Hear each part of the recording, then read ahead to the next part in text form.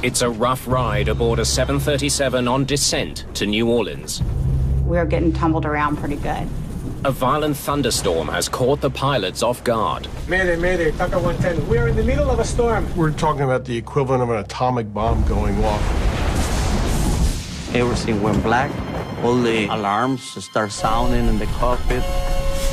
We lost an engine. Both engines. With no thrust, the plane won't get far. I don't think I will make it. I don't have any power on the engines. 38 passengers suddenly face a terrifying prospect. They will crash in minutes.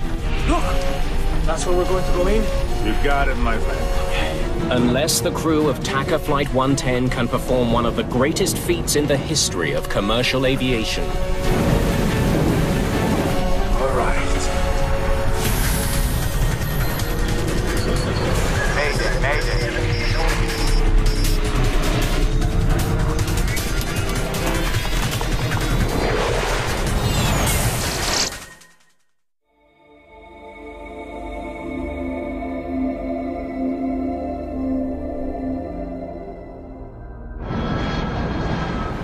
A brand new Boeing 737 is making its way through heavy thunderstorms and hail 30,000 feet above the Gulf of Mexico.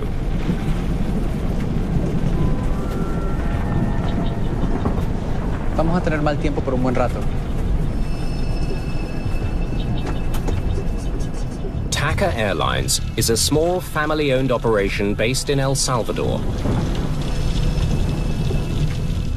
TACA Flight 110 left Belize City less than 2 hours ago, bound for New Orleans. Among the 38 passengers, Gracias. no one is more eager to arrive in the U.S. than Lee Burmeister. I'd been down to Costa Rica for about a month, and my appendix ruptured and had surgery in a small little village. It was a scary time. I was really ready to get home. The heavy weather the crew is now coping with is a big change from earlier in the flight. I remember that it was a very sunny day when we left Belize. Everything was going well. Todo iba bien. It was just like that. It was pretty, and then all of a sudden it was the blackest sky I've ever seen in the afternoon. They're flying over the Gulf of Mexico in May. At this time of year, the weather is unpredictable. Violent storms can form in a matter of minutes. Thunderstorms have all types of hazards in them, from the heavy rain, hail, lightning, microburst, wind shear, severe icing. We're talking about the equivalent of an atomic bomb going off. A tremendous amount of energy. To avoid dangerous storms, the crew tracks the weather with onboard radar. But the technology has limitations. Airborne weather radar typically operates in an X-band, which is a certain wavelength and has limited power. As a matter of fact, hail is not picked up on airborne radar.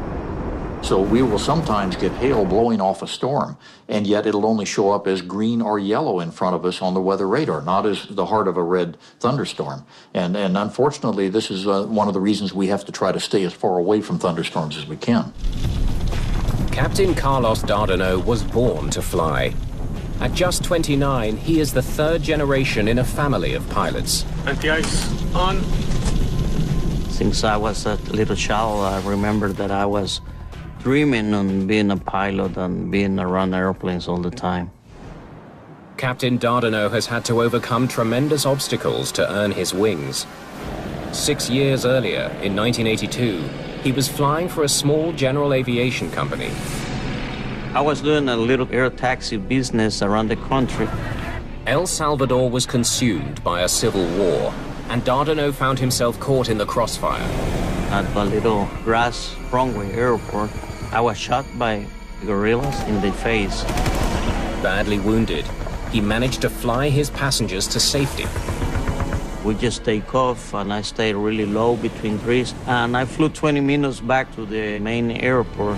The brush with death cost him his left eye. I was shot over here, the bullet went through.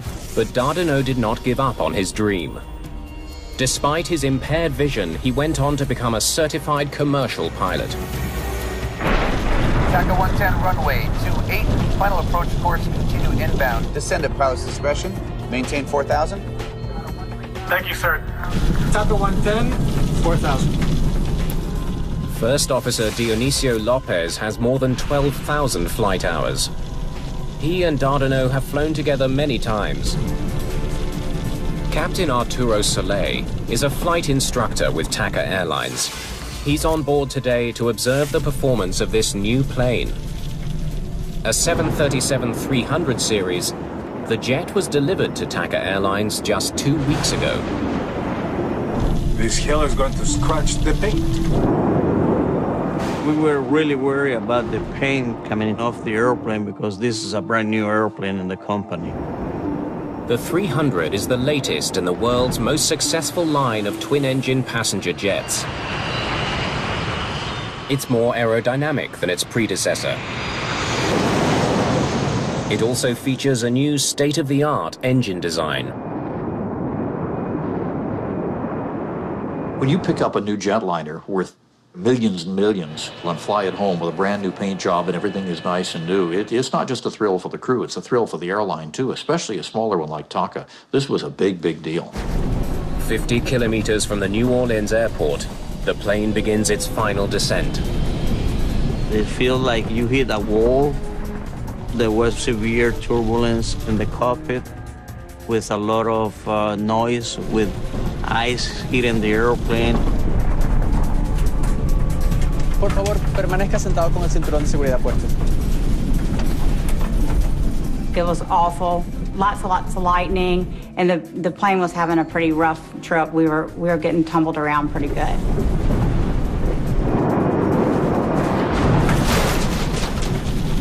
As the flight attendants take their seats. Flight attendants, please take your seats.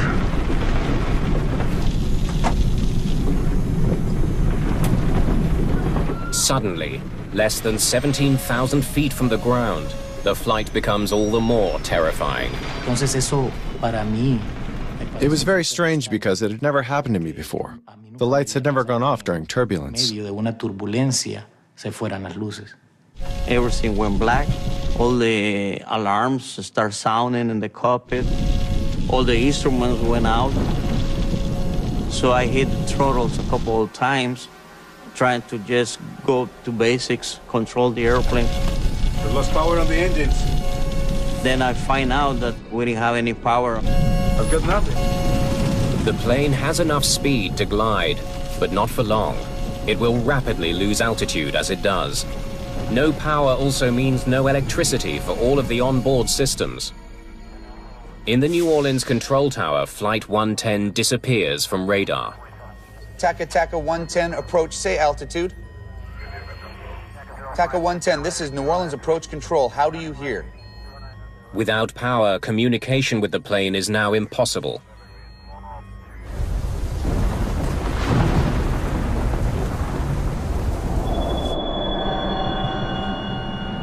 It's really quiet. There aren't any engine sounds. There aren't any lights.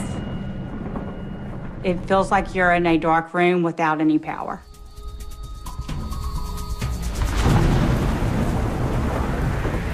In less than a minute, the 737 drops almost 1,000 feet. It continues to fall. We are dropping at 1,500 feet per minute. And without power, there is no way to restart the engines.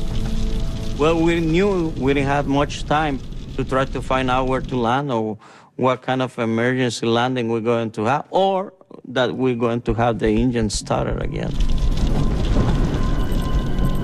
The altimeter and attitude indicator have backup battery power. Nothing else is working. The DFU started.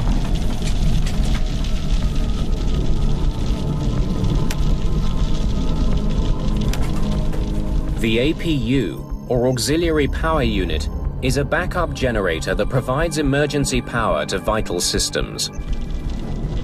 But starting it takes time. And with each passing second, TACA Flight 110 falls closer and closer to the water below.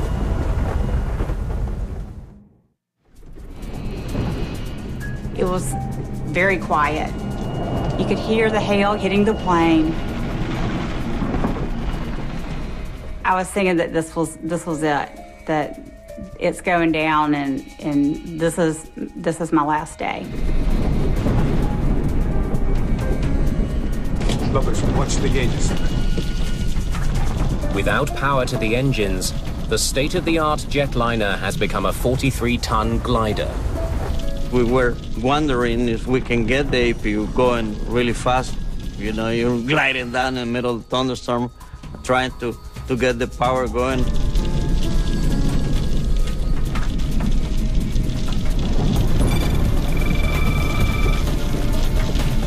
The view's up and running. Y cuando regresaron las luces, When the lights came back on, I was relieved. I thought it was something temporary. No big deal. pero que no va a pasar para más. The APU is now providing emergency power to the plane's systems. But the engines are still not running. To fire up the powerful turbofan engines, the crew must follow the procedure for a complete engine restart. Starts to idle, and fuel levers off.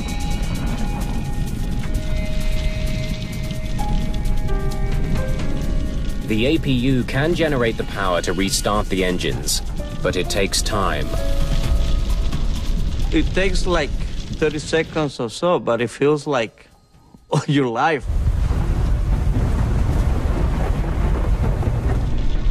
Call Mayday to New Orleans. Get us out of this storm and onto our runway. Mayday, Mayday, TACA 110. We are in the middle of the storm, sir. We need vectors to the runway now, sir. We lost an engine. Both engines. Both engines, sir. Both engines. Understand both engines, TACA 110, roger. The controller knows he needs to get the plane on the ground as soon as possible, even if it means sending it to another airport. TACA 110, roger. Turn left heading 280. Vectors to Navy calendar runway 22. Flight 110 is still 32 kilometers from New Orleans. The stricken plane has a better chance of landing at a U.S. naval base 27 kilometers away. But the plane will not make it to any airport unless the crew gets the engines started. 29, 30, hit.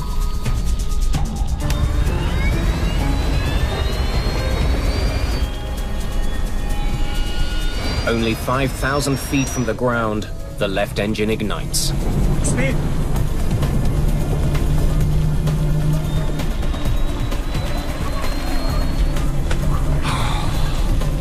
Okay, good job. Start working on the other one. The plane can fly with only one engine, but both engines would be safer, especially in bad weather. Request a vector back to New Orleans. Okay, we have one engine back on. Request vectors to New Orleans. TACA 110, Wilco, fly heading 290. Vector around the thunderstorms to your right. Meanwhile, Captain Soleil is taking the steps to fire up the second engine. Here comes the other one. And here comes the other one. Speed. All right. And you got both of them. With both engines back, it appears the crisis is over. Okay, sir, we have both engines back now. We really appreciate what you've done for us. We are going to go down to 310.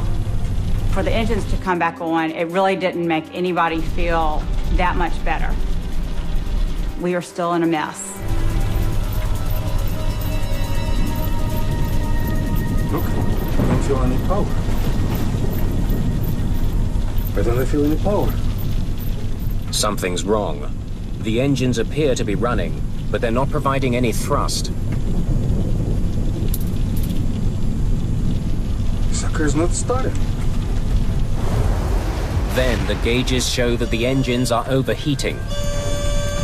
They're burning up from the inside. The risk of a catastrophic engine fire now leaves Dardanot no choice. He must do something no pilot would ever want to do. Shut down both engines for good. Once again, the plane is without power, and falling fast. We knew that we don't have any possibility to restart the engines, and then we had to start looking for some place to land. The plane is quickly closing in on 3,000 feet. At the rate it's dropping, it won't make it to New Orleans. Okay, where do I put this thing down? Visibility begins to improve when the plane breaks through the storm clouds. But it's still raining, and Dardanelle has less than 3 minutes to find a place to land. I was seeing just swampy land all over the place. New Orleans is surrounded by canals and lakes. The city is protected by a system of levees, man-made barriers designed to prevent flooding. It's no place to try to land a 737. We don't have power on the engines. TACA 110, I'm going to vector you to Lakefront Airport. You're only 11 miles from Lakefront. I don't think I will make it. I don't have any power in the engines. I guess we'll have to go down. We're going to declare an emergency. We're going to have to decide where to put this thing. TACA 110, do you have visual reference to the ground at this time? Yes, sir. TACA 110, there is an interstate highway directly ahead of you at 12 o'clock and 7 miles. Let's see where it is. Landing on a highway may be Dardanelle's only option. It was probably a possibility, but you always know that the freeways are full of cars. I said, no way I'm going to try to land in the highway because we'll kill many more people. So that was not our option, really. 11 years earlier, a Southern Airways flight facing a similar emergency was forced to land on a highway in Georgia. The crash landing killed 9 people on the ground and 63 people on board the plane. I don't think we're going to be able to make it there. You're 6 miles away from Lakefront Airport. Can you make it there? No, sir. We're at 2,000 feet and losing altitude. The crew only has one option left. I guess I'm going to have to make a ditching here, sir. They must take their chances and put the plane down on the water. TACA 110, roger. Whatever you need to do, sir. And that was about the last communication with the tower. Then we were like 1,500 feet when that was going on. This is New Orleans Tower. We have an inbound 737 probable ditching. 45 souls on board. The Coast Guard is immediately deployed. Dardanelle plans to put the plane down in the canal directly ahead of him. Okay. There. Put it down softly.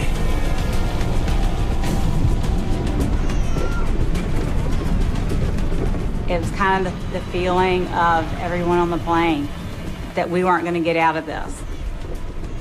It was a doomsday kind of feeling.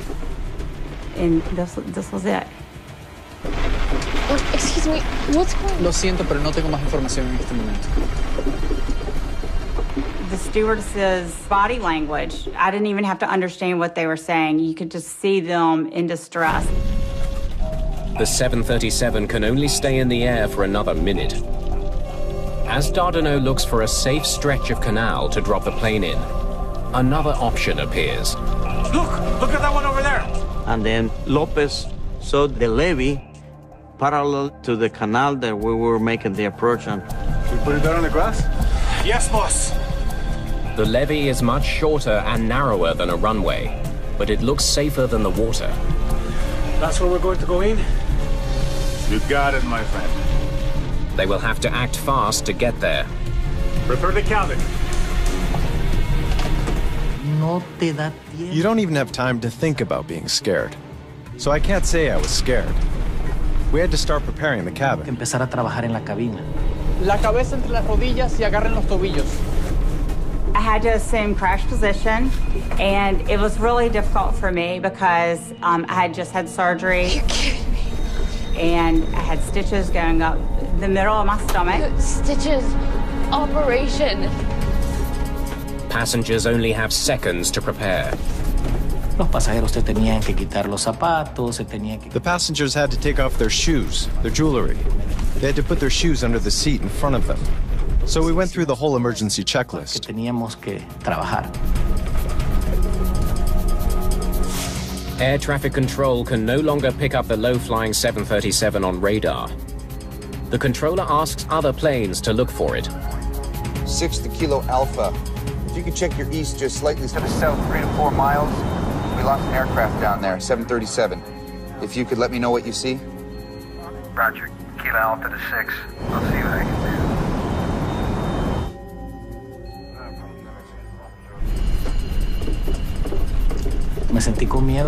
I felt scared when I got back to my seat. That's the moment when I really got scared. Okay, put the gear down. All right. But Captain Dardanelle is still flying towards the water. Well, the levee was parallel to my right. To have any hope of landing on the levee, he needs to make a sudden and dramatic course correction. That requires a risky maneuver known as a side slip. So we just had to do a little bit side slip to get into position to make a perfect landing. It's a move meant for small planes and gliders, not a 43-ton Boeing 737. But it's a risk he has to take. Agarrate, papá. I prayed. I was in disbelief that this was happening. Only 700 feet separate the plane from the ground. Without engines, the pilots have no thrust reversers to slow the plane when it touches down. Dardanelle has an additional challenge. With only one eye, he's unable to gauge depth as he speeds towards the narrow, rain-soaked strip of grass. Oh, God. Oh, God. I was prepared for the plane to blow up and explode. I was prepared for a tragic event and mentally had said goodbye to my family. This is it. There's a high cement wall in front of the levee and a steep embankment on the left. There may not be enough room to land. Watch out for the wing on that side. I see it. Come on. Aquí te tengo, baby. Aquí te tengo.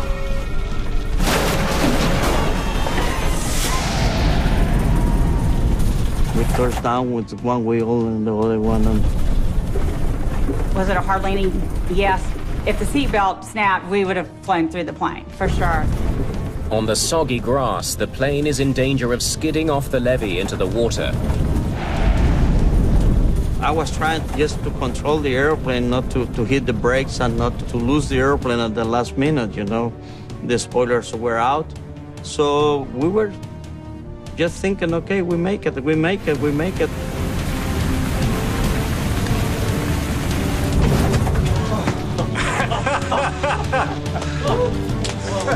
Very good. Very good. Very good, sorry. Very good, my friend. I was surprised. It was a hard landing, but it was a nice landing. Just to be alive.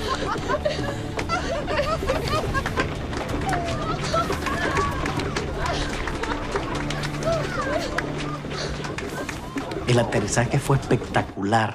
El avión... The landing was spectacular. The plane landed so smoothly. There wasn't even a bit of turbulence. No hubo ninguna ni media turbulencia. A perfect landing. Perfecto. And that was, I think, the most beautiful landing that I ever made. Cuando yo vi mi... When I looked out my window, there was no fire. So I immediately opened the door and deployed the slide. Salió el tobogán. Rápido, por la salida más cercana. They told us to get off the plane, that the plane was going to blow up. The New Orleans controller has no idea what has become of TACA Flight 110. Another aircraft relays the news to the tower. Kilo Alpha to 6. Everything looks okay. Looks like you did a pretty good job. They made it. You're not going to believe where they are.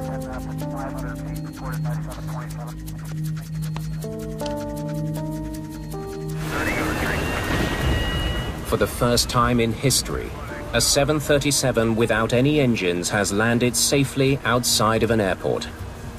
Now investigators must find out why the sophisticated engines on a brand new jetliner failed in mid-flight. Pilots call this a dead stick landing, a landing with no engines. As it turns out, TACA 110 has landed on NASA property. This is the Michoud facility, where they manufacture parts for the space shuttle. The evacuation was quick. We got out of the plane quickly. We slid down the chutes. I got to the top of the levee, and there were some nurses that were on the plane. And they looked at my stitches and everything. No major injuries, just one person that had an operation, but she's okay. Where were you headed? To New Orleans. And soon after, an ambulance came, put me on a stretcher, and took me to the hospital.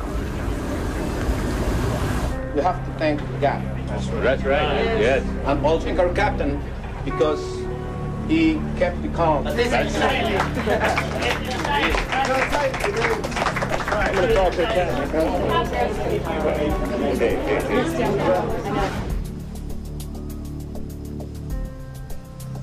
Now that's not something you see every day. Within hours of the emergency, investigators arrive and begin examining the damaged plane. To end up with a jetliner sitting on a levee, having landed there, being perfectly intact, is almost an unbelievable sight. It's beyond incredible. There's a couple of questions for you, but first thing I'd like to say is, nice landing. So, tell me, when did the engine trouble start? Investigators meet with the crew right away. They want to know exactly what was happening when the engines flamed out. We were descending through 16.5 when both our engines flamed out at the same time. That both of them coming apart at the same time is an infinitesimal possibility. This plane was powered by one of the most advanced and widely used jet engines on Earth, the CFM56. It powers not only the Boeing 737, but Airbus and military planes as well. The CFM56 is just a marvel of current engineering aeronautically. There are thousands and thousands of them out there, and they almost never ever fail. But 2 CFM56s had failed on this one plane alone. Investigators desperately need to know why. I haven't flown through too many storms that intense. They turn their attention to the weather conditions. It's considered a very rare occurrence for engines to have flamed out in flight. And therefore, the concentration was on what possibility would cause this. Is there an environmental effect, since they were flying through rain and hail? Tell me about the storm. The winds were fierce. There was so much rain and hail, we could barely see out the window. Dents in the fuselage revealed that the plane was struck by hail almost an inch in diameter. If the hail was strong enough to damage the exterior of the plane, investigators wonder if it crippled the engines as well. A turbofan engine is made up of a system of fans and blades. A large fan brings air into the engine. A series of blades compresses the incoming air, which mixes with fuel to ignite, spinning the turbines deep inside the engine. The first thing you look for is to find the parts and then look in the front and the back of the engine to determine if there's damage that might explain something has gone in the engine or something has broken inside the engine. To peer inside the engine, they use a borescope. This is where you put the little TV camera on the end of that scope of some sort. You can look in the internal hot section of the engine and see what they could see. No hail damage to the compressor that I can see. Keep going deeper. Let's see what's at the center. But the turbines deep inside the engine are charred. This. Turbines are almost completely melted. When the engine overheats, if the overheat is allowed to occur long enough, then it will cause melting of the turbine blades. So when did you get the temperature warning? The engines started to overheat right after we started them. And the damage to the turbine, which is the melting of the blades, means that you can no longer produce thrust out of that engine. The charred turbines do not explain why the engine stopped working in the first place. For some reason, Flight 110's engines had quit, restarted, and only then burned up.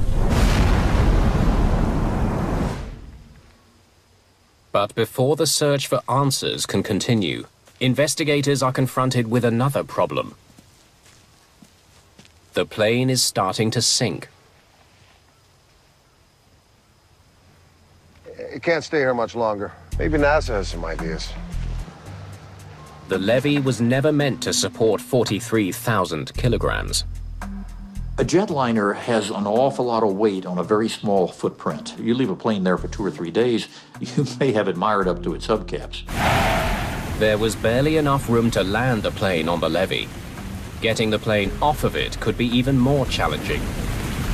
You've got really 3 ways to get this airplane out of there. One is to fly it out, secondly, to disassemble it, or third, put it on a barge. But it's not as easy as it sounds. Disassembling the plane could cause more damage. You think we can fly it off? The decision is made. They'll attempt to take off and fly the plane to New Orleans. The very first problem of getting the airplane ready to fly was getting the engines to the point of reliability, which meant they had to replace the right engine. It was just cooked. It was too far gone. Left engine was probably going to need to be overhauled, but they could fly it out with that. After replacing the right engine, they bring in test pilots to get the plane off the ground and to the airport 24 kilometers away in New Orleans. It's a good, safe operation that we're doing here today. We can accelerate up to virtually to takeoff speed, and then if we decided to stop, why, we could stop the airplane.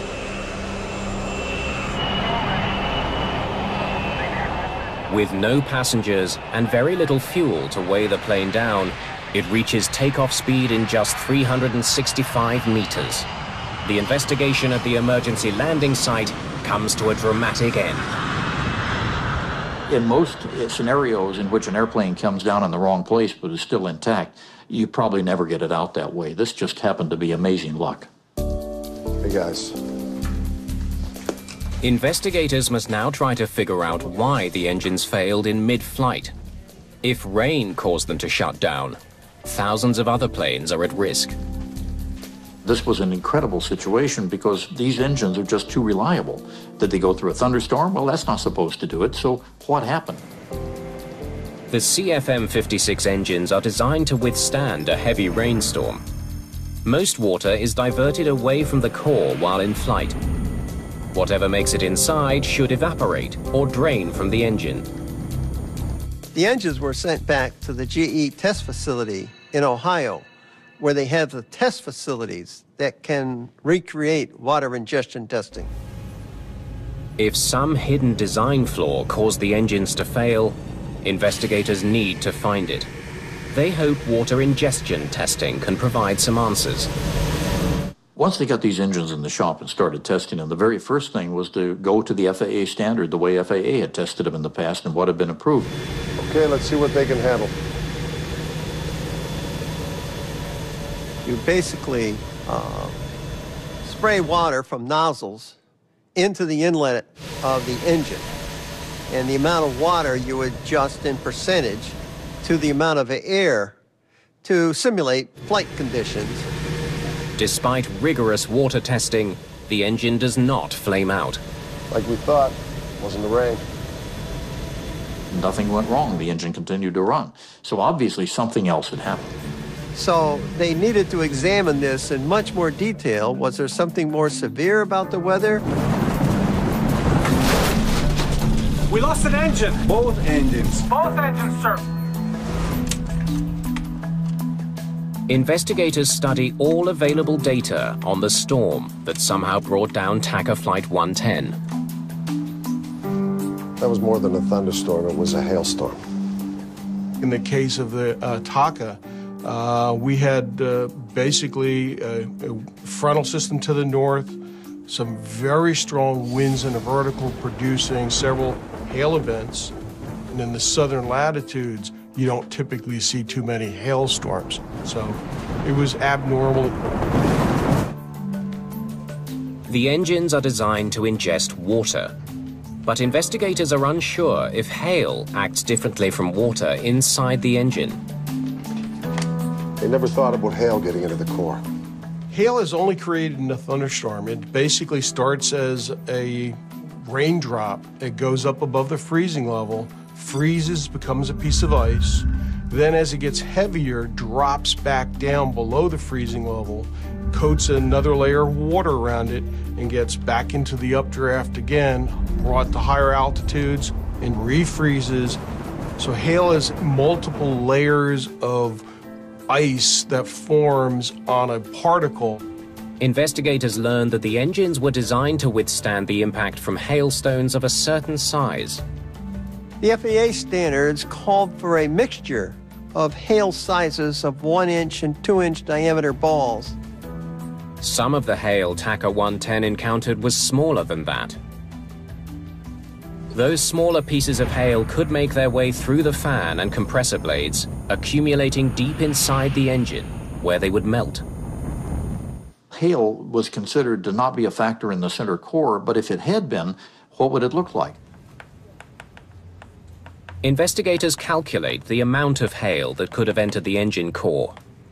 They then estimate the volume of water the melting ice would have produced.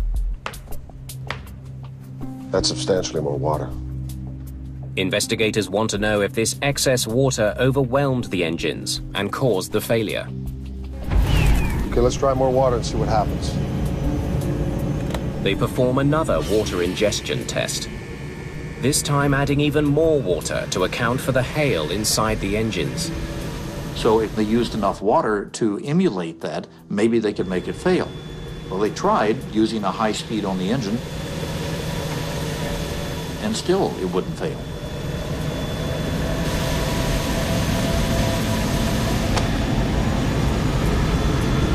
Okay, what are we missing? Or whether there's something unique about the engine operation itself that might have contributed to the engine losing power. Engine performance figures from the flight data recorder give investigators a new lead. Just before the flame-out, engine power was down to 35%. TACA 110 runway 28. Final approach course, continue inbound. Descend at pilot discretion. Maintain 4,000. Thank you, sir. TACA 410, 4,000. They just started their descent. Thank you, sir. TACA 110, 4,000. As the plane began its final approach to New Orleans, the engines automatically reduced power to slow down for their descent. At a lower power setting, the engines may not have been able to handle as much water.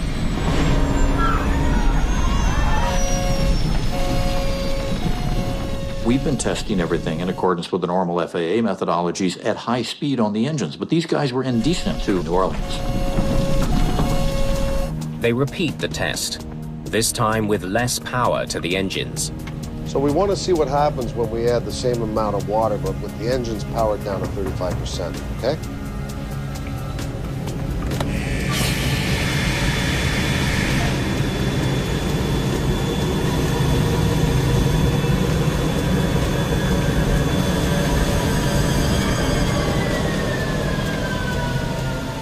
The big aha moment was when they realized that it was the speed of the engine that was managing to get the engine through the ingestion of as much water as they could throw at it, and presumably as much hail. But when the engine went down to idle, that's when they managed to find the key. That's when the engine couldn't handle it. Well, now we know what happened. Bad timing. And that test gave a completely different result. Investigators have discovered why the engines flamed out. It showed something that no one understood at the time, because in all the testing and all the logic that had gone into it, they hadn't taken into account the slow speeds on the engine on descent. At the lower speeds, the hail, having a significant velocity and momentum, can actually see an opening between the fan blades. And it's able to get through the fan blades and directly into the core. The engine's filled with hail and water and flamed out. For investigators, only one mystery remains. Look, don't feel any power.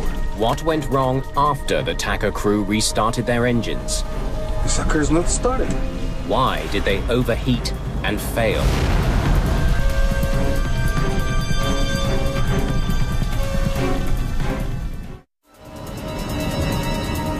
When the engines on the 737 flamed out, the crew knew they had to act fast. We've lost power on the engines.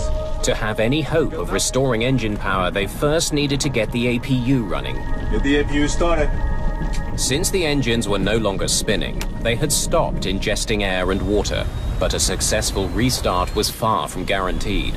If you do not have all the proper conditions, you can get what's called a hot start, which means that you have too much fuel for the amount of air going into it, and the flame will now migrate into the turbine, where it could overheat it.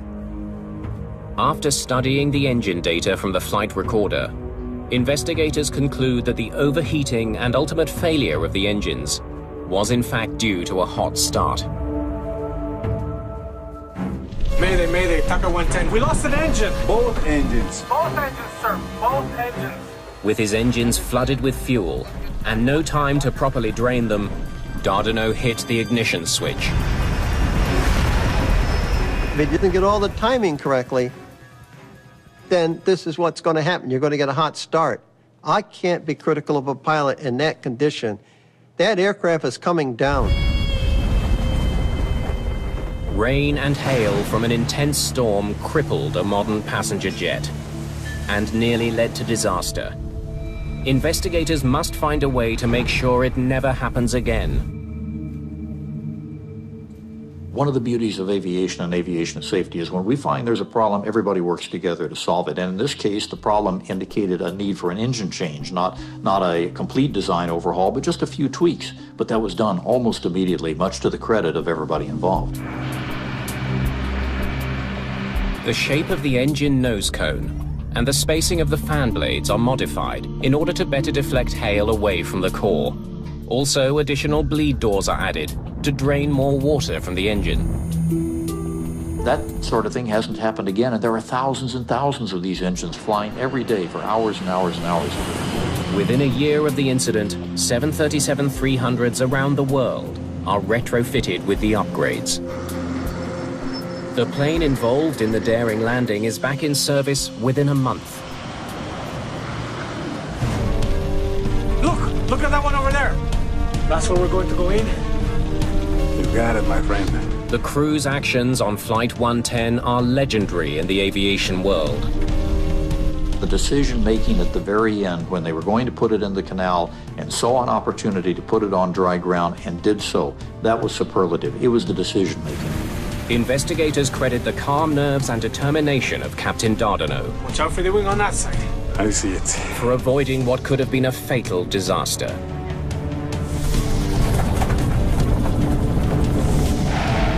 Captain Carlos Dardanot is dubbed a hero in the media. Passengers that day were overjoyed. Dardanot and his crew kept the calm, and because of that, 45 people who rode that plane are alive today.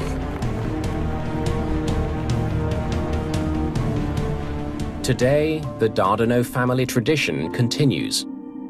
Carlos's son and daughter have followed in their father's footsteps, both becoming pilots. At the beginning, I was mad when I was shot. I lost part of my vision, and then I had this accident that everything went well. And 20 years later, I have a career, I have a good life, and life is for a reason is for life.